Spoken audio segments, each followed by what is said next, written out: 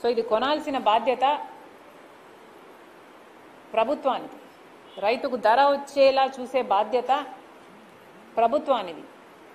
అవతల చూసుకుంటే పక్కన తెలంగాణ రాష్ట్రంలో ఇదే పరిస్థితి వస్తే, ప్రొడక్షన్ ఎక్కువ అయితే సివిల్ సప్లైస్ ద్వారా, తెలంగాణలో ఉన్నది కాంగ్రెస్ ప్రభుత్వం, రేవంత్ రెడ్డి గారు సివిల్ సప్లైస్ ద్వారా ఆ అధిక ధాన్యాన్నంతా కొని ఫిలిప్పీన్స్, మలేషియాతో ఎంఓయూలు చేసుకొని మరి ఎక్స్పోర్ట్ చేయగలిగారు. మరి అది మనం ఎందుకు చేసుకోలేకుండా ఉన్నాం? మనం పండించేది కూడా అదే ధాన్యమే. మరి మన రైతులు కూడా అదే ఇబ్బందే ఉన్నప్పుడు మరి మనం కూడా ఆ మార్గంలోనే ఎందుకు చేయకూడదు? కూటమి సర్కారేమో మాటలు కోటలు దాటుతాయి కానీ చేతులు మాత్రం గడప కూడా దాటం. ఇదే మంత్రులు వీళ్ళే ఆఖరి గింజ వరకు కొంటాం అని చెప్పిన వాళ్ళే ఎక్స్పోర్ట్లు కూడా చేస్తాం అని చెప్పిన వాళ్ళే ఈరోజు కనీసం ఆ వైపు ఆ దిశగా ఆలోచన కూడా చేయటం లేదు. ఇది న్యాయం కాదు కదా అని అడుగుతున్నాం. ఇప్పటికైనా కాంగ్రెస్ పార్టీ డిమాండ్ చేస్తుంది, ధాన్యం అంతా తడిచిపోయింది అంటే దానికి కారణం ప్రభుత్వం ధాన్యం కొనడంలో ఆలస్యం చేసింది కాబట్టి ఇప్పటికైనా తడిసిన ధాన్యాన్నైనా ప్రభుత్వం మద్దతు ధరకే కొనాలని కాంగ్రెస్ పార్టీ డిమాండ్ చేస్తుంది. అంతేకాదు ఏ ధరను చూసుకున్నా, ఏ పంటను చూసుకున్నా మద్దతు ధర రావటం లేదు అని ఈ టేబుల్ పెట్టండి రైతులు చెప్తున్నారు. కూటమి సర్కార్ వచ్చిన తర్వాత అమలైన రేట్లు ఇవి. అక్కడ పంట పేర్లు రాస్తున్నాయి.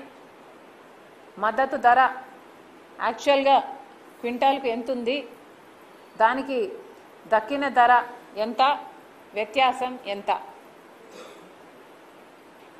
ఇవి అన్నీ న్యూస్ ఏజెన్సీలు అయితేనేమి, లేకపోతే మేము చేసిన రీసెర్చ్ అయితేనేమి, రైతుల ద్వారా కలెక్ట్ చేసుకున్న డాటాతో క్రియేట్ చేసిన టేబుల్ ఇది ఈరోజు వాస్తవం.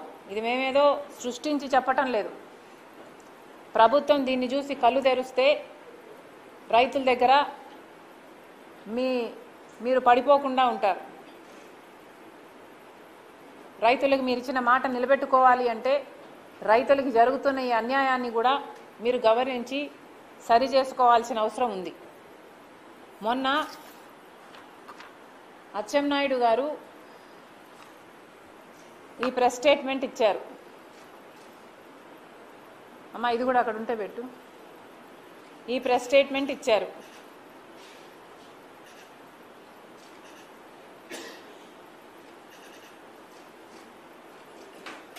ధర స్థిరీకరణకు 6,000 కోట్ల రూపాయలు ఖర్చు చేశాము అని.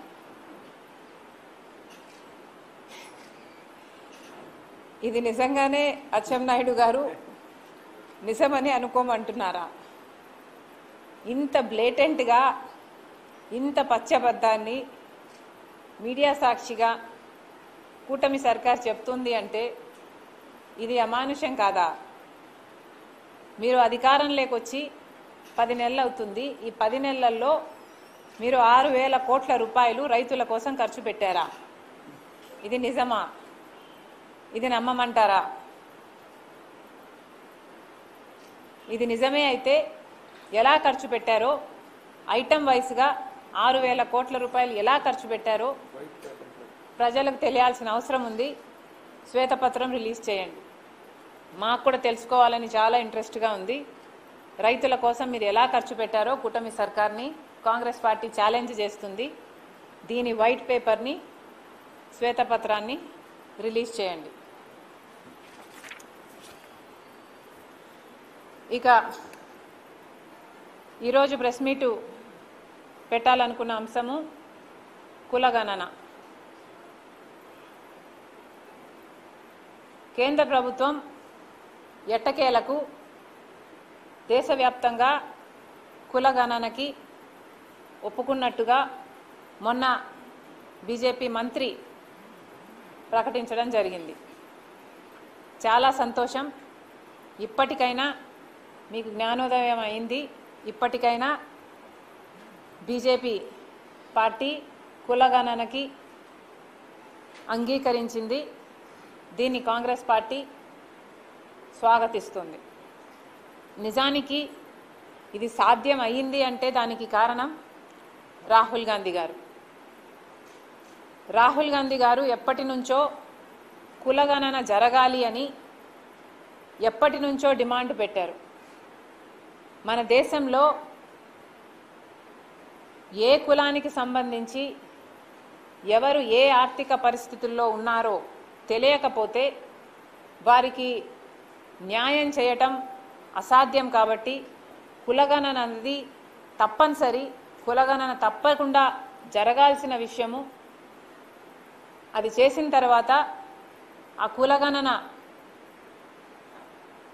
డేటా ప్రకారము రిజర్వేషన్లు కూడా ఆల్టరేషన్ అయితే ఆల్టరేషను, లేకపోతే పరిమితి పెంచాల్సి ఉంటే పెంచాలి అన్న విషయాన్ని కూడా రాహుల్ గాంధీ గారు అనేక సందర్భాలలో డిమాండ్ చేయడం జరిగింది.